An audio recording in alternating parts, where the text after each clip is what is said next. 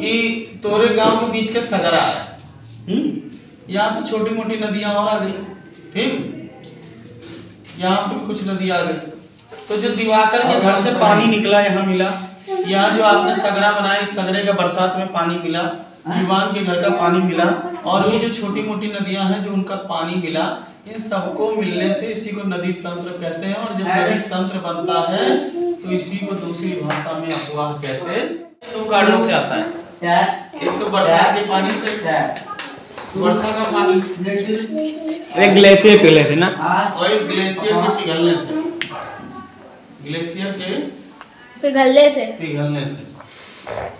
पिघलने से, ठीक, समझ रहे हो ना? क्योंकि हमारे भारत देश में इतनी बारिश नहीं होती जितना हमारे यहाँ समुद्र और वो सब भरे रहते हैं, ठीक है। और ये हो गया। अब एक इसमें क्वेश्चन आता है, सबसे बड़ी अफवाह का नाम क्या है? सबसे बड़ी अफवाह यानी सबसे ज्यादा पानी कहाँ है? ये अमेज़न नदी में, अमेज़न नदी, अमेज़न नदी। और भारत का सबसे बड़ा अफवाह तंत्र, भारत में सबसे ज्यादा पानी कहाँ है? गुरुजी अमन नील में। सर जी अमेज़न से तो यही नहीं पता कि विश्व का है, भारत का है, ये नील विश्व का है, विश्व का सबसे लंबी नदी गंगा ब्रह्मपुत्र। अब देखिए इसमें जो भारत में अफवाह तंत्र के स्वरूप है, इसमें हम चारों बता रहे हैं। एक हो गया, ध्यान से देखते जाओ, पक्का है कुछ ना कुछ सीखोगे, दोबारा जब बताएंगे तो तुम्हारी मजबूती। जालीनुमा आकृति तो समझ गए जी, पता है। जालीनुमा आकृति समझ गए।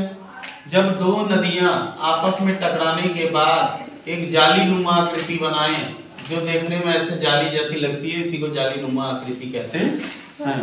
दूसरा हो गया वृक्षाकार, ये पता भी आपको बताया, ठीक। जब बहुत सारी एक मुख्य नदी हो, ठीक, और सहायक नदी जुड़ जाए, सहायक नदियां जुड़ जाएं, और वो जब उसको आप देखो तो वो एक पेड़ जैसा आकृति बना ले, यही होती है वृक्षाकार। तृतीय आ गया अभिकेंद्रीय, ठीक, अभिकेंद्रीय, ठीक, अभिकेंद्र।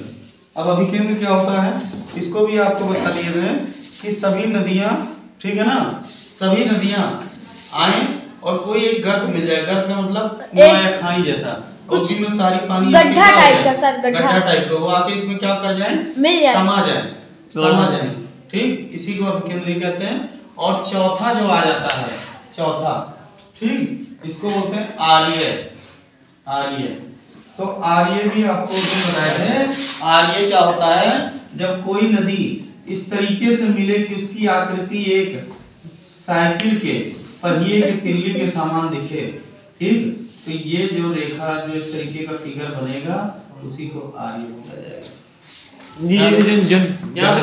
भारत में अफवाह तंत्र को जी प्रायद्वीप हिमालय, शाबाश, ऐसे कहते हैं, इसको बोलते हैं जवाब। ये तुम्हारे लिए हिमालय, हिमालय, और दूसरा हो गया प्रायद्वीपीय पठार, प्रायद्वीपीय पठार, पठार। हिमालय मैंने आपको बताया, हिमालय में 12 मासी पानी रहता है, 12 मासी पानी रहता है। इसका मतलब हर साल, हाँ, 12 मासी मतलब होता है कि 12 महीने पूरे पानी रहता है। क्योंकि कारण क्या होता है, इसमें हिम पिघलता रहता है। हिम का मतलब बर्फ, हिम का मतलब बर्फ, और जब बर्फ पिघलता रहेगा तो उसमें पानी गिरता रहेगा, तो ये 12 मासी पानी रहेगा। लेकिन ये जो प्रायद्वीपीय होता है सीजनल होता है। कैसा होता है? सीजनल, सीजन में होता है, कई बार ये सूख भी जाता है। समझ गए? यहाँ तक हो गया आपका। अब देखिए हिमालय के उद्गम के बारे में बताया गया है इसमें। ये मैंने आपको बताया, इसकी भी 3 मुख्य नदियां हैं। जानते क्या है? गंगा, यमुना, सिंधु, कुछ याद आ रहा होगा बेटा, और ब्रह्मपुत्र। ये मुख्य नदियां हैं। याद आया भैया? जी सर। ये कुछ बताया? प्रशांत महासागर, ये वहाँ लास्ट में जाके गिरेंगे, अभी प्रशांत महासागर की बात नहीं। अब ध्यान से देखना, मैं आपको सिंधु घाटी कल पढ़ा रहा था, सिंधु नदी पढ़ा रहा था। सिंधु नदी है, ये चाइना से निकलती है। चाइना में एक प्लेस है तिब्बत। कहाँ से? तिब्बत। ठीक, यहाँ से निकलती है। अब ये भारत का नक्शा है। अब ये यही साइड से निकलेगी, यहीं पे तिब्बत है, पूरा चाइना का आधार है, यहाँ पे नेपाल है। ठीक, और ये यहाँ से निकलते हुए फिर प्रवेश करेगी जम्मू कश्मीर में। जम्मू। कहाँ प्रवेश करेगी? जम्मू। जम्मू कश्मीर। फिर यहाँ से निकलते हुए ठीक ये चली जाएगी पाकिस्तान। पाकिस्तान। और पाकिस्तान में आगे कहाँ मिलेगी? मिठानकोट क्या एक जगह थी जहाँ पे ये इस नदियों को 5 तत्व के नाम से जाना जाता है, जहाँ 5 सहायक नदियाँ और मिलती हैं। कल बताए थे, कल आए थे ना, अभी हम बता रहे हैं। देखो, और सिंधु नदी की लंबाई जानते कितना? 2900। ठीक, पाकिस्तान समझ रहे हो? हाँ, पाकिस्तान में। और भारत में 1000। ये अभी आपको हम बता रहे हैं। देखिए अब यहाँ पे ध्यान से देखना, सिंधु नदी तंत्र। अब ये जितना चीज अभी बताया, जितना कल पढ़ाए थे, अब इसके बाद बता रहे। सिंधु नदी तंत्र संसार के सबसे बड़े नदी तंत्रों में से एक है। इसका उद्गम मानसरोवर झील तिब्बत के पास होता है। ये बता दिए। तिब्बत कहाँ है? चाइना में। और यहाँ पे एक प्लेस है मानसरोवर झील। मानसरोवर झील। और यहीं से ये स्टार्ट होता है। उद्गम का मतलब होता है यहीं से सबसे पहले, जैसे गंगा वहां से स्टार्ट होता है। कहाँ से? ये उत्तराखंड के वो, उत्तराखंड के वो देहरादून। अरे देहरादून उत्तराखंड के राजधानी है वो। अरे वो कौन सा ग्लेशियर है यार? गंगा को जहाँ वो जटा में बांधे थे, अभी रुको बता रहे।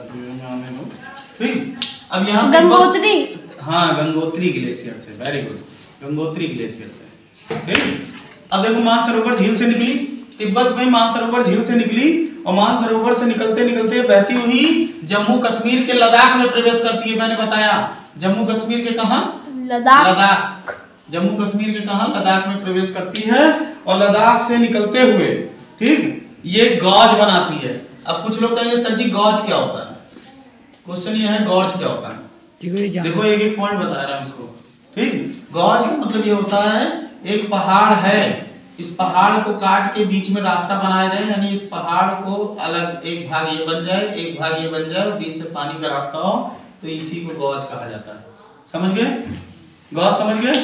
ठीक, तो ये होता है गॉज, जो पहाड़ों के बीच में, जैसे ये गॉज है, ये चट्टान, ये चट्टान, बीच में क्या बह रहा है? बीच में क्या बह रहा है? पानी। तो यही है गॉज। ये क्या है? गॉज। ठीक, अब ध्यान से देखना, ये वहां से निकलते हुए पाकिस्तान के बलूचिस्तान में पहुंचती है। पाकिस्तान की किस जगह? बलूचिस्तान। देखो अब यहाँ का कहानी तरह क्यों ध्यान से करना।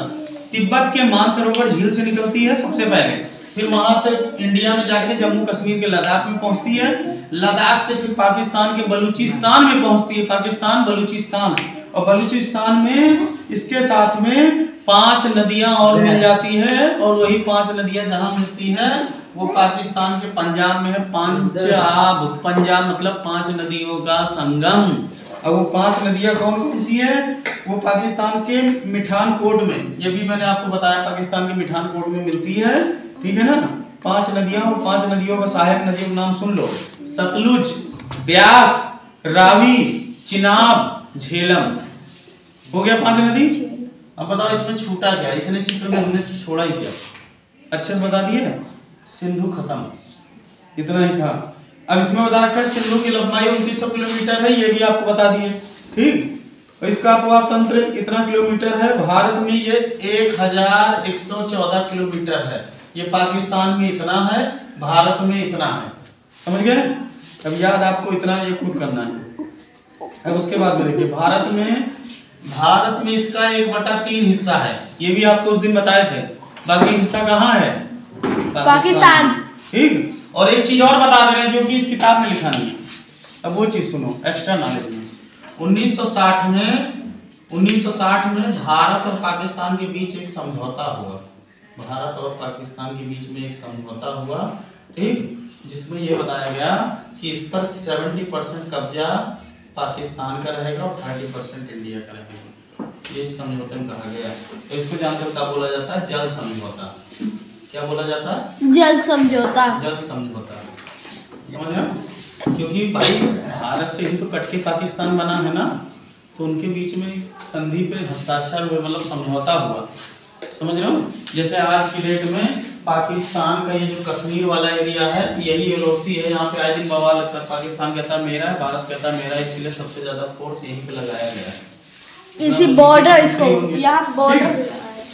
अब देखिए इसमें बाकी नदियों के बारे में बता दिया गया है। जो 5 नदी है इसके बारे में बताया गया, जैसे रावी के बारे में। ये सिंधु घाटी की एक महत्वपूर्ण सहायक नदी है। ये तो मैंने बताया किससे मिलती है, सिंधु से। अरे इसी की 5 सहायक नदियां हैं। तो ये सहायक नदी कहाँ गई? ये नदी हिमाचल प्रदेश की कुल्लू की पहाड़ियों से निकलती है। कहाँ से निकलती है? कुल्लू। हिमाचल प्रदेश से निकलती है, ठीक। और निकलते हुए पश्चिम में जाती है, राज्य की चंबा घाटी से प्रभावित होती है। पाकिस्तान में प्रवेश करने के लिए सराय सिंधु के समीप चिनाब नदी से मिलने के बाद रावी धौलापुर की उत्तरी पीर पंजाल की तरफ जाते हुए कंदराय बनाती है। ये माधोपुर से मिल जाती है। कुल मिला के जान लो ये सीधा सिंधु नदी से मिल जाती है, ठीक। अब आगे चिनाब नदी, ये भी सिंधु घाटी की सबसे बड़ी नदी है। ऐसी ब्यास ऐसी झेलम, इसको पढ़ने में ये बहुत इंपॉर्टेंट नहीं है।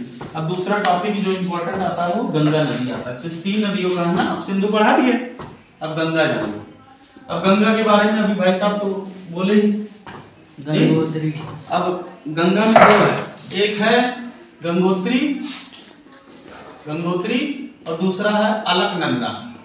अलकनंदा, ये 2 ग्लेशियर हैं, यहाँ से होते हुए गंगा आती है, ठीक। अब देखो गंगा का स्रोत उत्तराखंड के गंगोत्री से है, ठीक। और केदारनाथ गौमुख नाम यहाँ भागीरथी नाम से जानी जाती है। गंगा वहां से निकलती है और आके कुछ नदियों से मिलके आगे किससे किससे मिलती है? यमुना, घाघरा, गंडक, कोसी, ठीक। ये 4 सहायक नदियों से मिलती हैं। और ये कहाँ मिलती हैं? प्रयागराज में। और प्रयागराज में तुमने एक नाम सुना होगा, संगम। संगम का मतलब संगम बिहार। संगम का मतलब होता है मेल। संगम का मतलब मेल। 3 नदियां मिलती हैं मेल का सर। मतलब जानते क्या होता है? मिलना। ये 3 नदियां मिलती हैं ना। हाँ 3 नदियां, लेकिन और सब कई सूख भी गई हैं। जैसे अब आज की डेट में सरस्वती कहाँ दिखती है? वो ये दिखा था। ठीक। इलाहाबाद में गंगा में मिल जाती है। इस तरीके से जो है उत्तरी मैदान में बाढ़ बढ़ जाता है, इसीलिए उत्तरी क्षेत्रों में बाढ़ बहुत आता है। उत्तरी क्षेत्र का मतलब अपने लोगों की तरफ, ठीक। और लेकिन इसके साथ में इसमें एक खासियत और भी है। इसके साथ में जानते हो क्या होता है ना? सिल्ट नामक तत्व आता है।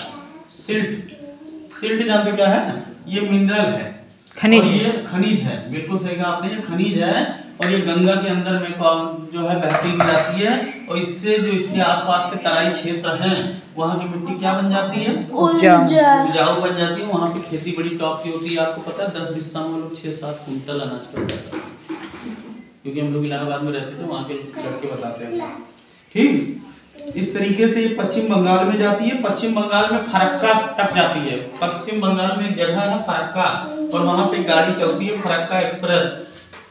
कौन सी गाड़ी चलती है? फरक्का एक्सप्रेस चलती है। यहाँ ये वहां से होते हुए फिर वहाँ डेल्टा का निर्माण होता है। कल भी डेल्टा की बात चल रही थी, कल परसों। सबसे बड़ा डेल्टा सुंदरवन डेल्टा है, ठीक। और लास्ट में ये वहां से जाते जाते इस साइड पे ऐसे जाएगी बंगाल। ये यहाँ से बंगाल में आएगी, यहाँ से होते हुए बंगाल में आई। बंगाल ये रहा। भारत का नक्शा कहाँ गया? भारत का नक्शा गायब हो गया। 4 दिन बने हैं गुरुजी, 50 दिन अपने अब गए। ये भारत के बंगाल, और यहाँ से आके यहाँ क्या है? बंगाल की खाड़ी, और यहीं पे आके गिर जाती है। तो ये पता होना चाहिए गंगा कहाँ जाके गिरती है। जी कहाँ शुरू होते? यहाँ बताया तो गंगोत्री से यार। देहरादून के उत्तराखंड के गंगोत्री से स्टार्ट होती है।